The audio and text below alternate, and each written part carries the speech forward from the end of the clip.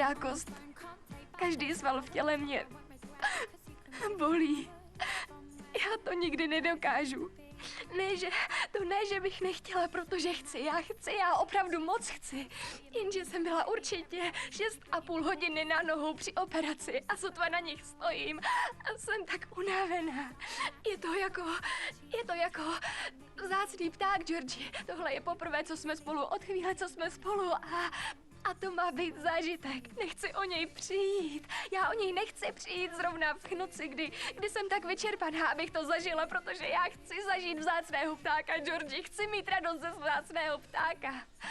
Já taky. A ta zatracená ruka mi snad upadne od toho držení šatů. Au, takže možná dneska to není ta pravá noc. Ta pravá noc bude jiná noc. Vážně? Jo.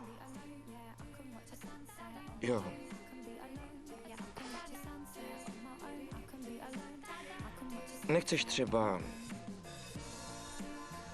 jít spát? Jo. Tak jo.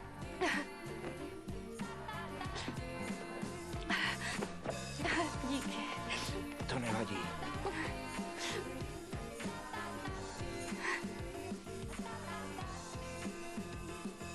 To jsi oholila jen jednu nohu?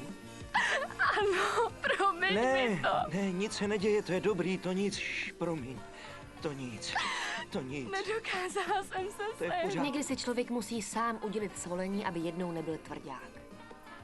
Nemám si říct prášek na spaní? Ne, to nedělej. Prostě si na to budeš muset zvyknout a je to. Budeme spát a ty taky usneš.